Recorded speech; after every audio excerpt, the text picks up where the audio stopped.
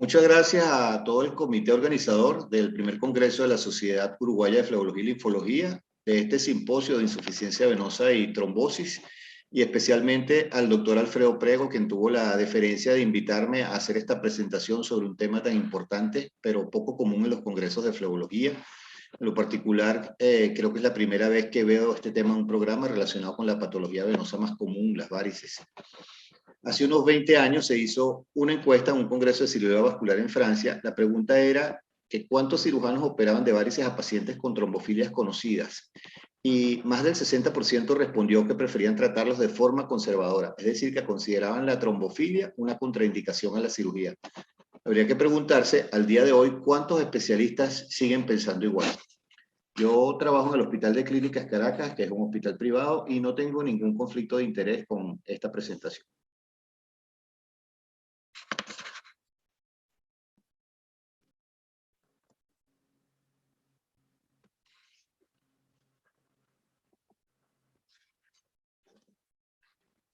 Con todas las técnicas terapéuticas usadas para tratar pacientes con varices, se ha reportado alguna incidencia de eventos tromboembólicos. La escleroterapia lidera en muchas series esta incidencia, seguida por la cirugía convencional y con una frecuencia muy baja los métodos térmicos endovasculares como láser y radiofrecuencia.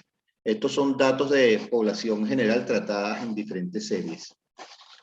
En esta serie, que incluyó casi 140.000 pacientes tratados con varices usando distintas técnicas, evaluados entre 2008 y 2012 en Estados Unidos y Reino Unido, con un seguimiento mínimo de 2 años, se encontró que la mayor incidencia de trombosis venosa profunda ocurrió en los pacientes tratados con radiofrecuencia y la mayor tasa de embolía pulmonar en los pacientes operados de forma convencional.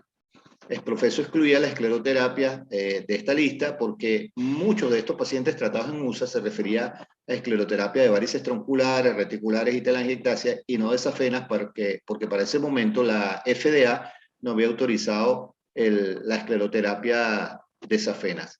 Especialmente lo autorizaron después de la autorización del varitena.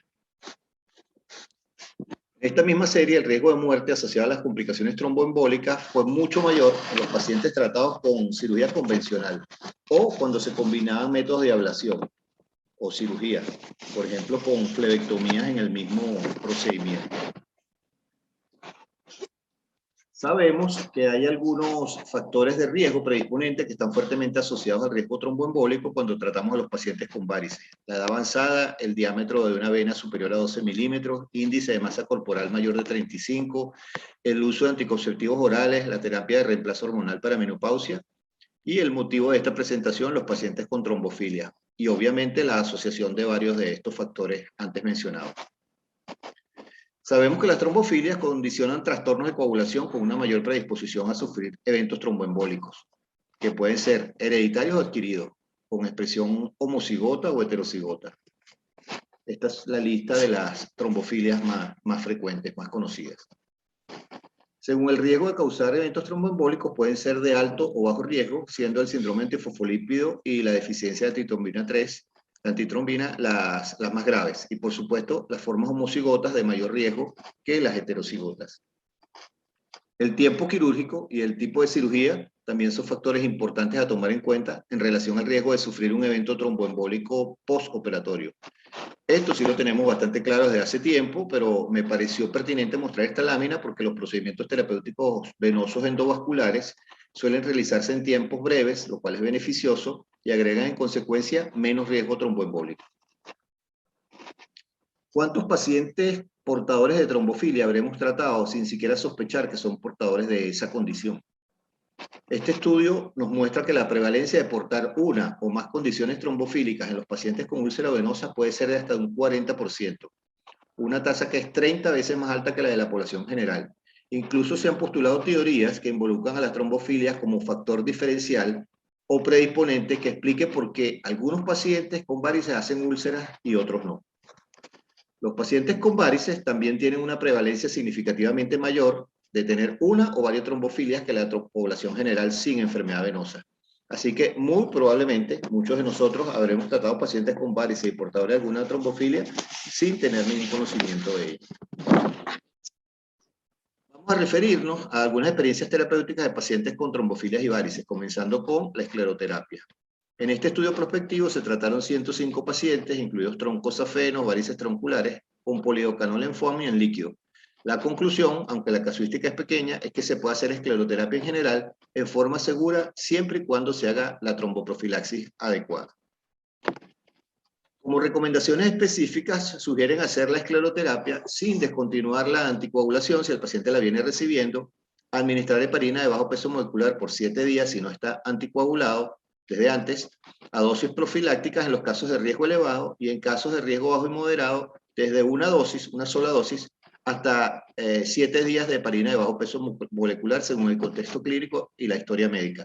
Para este momento, ya con disponibilidad de nuevos anticoagulantes, quizá rivaroxaban a dosis de 10 miligramos haría el equivalente de heparina de bajo peso molecular para los casos en que se indique más de una dosis.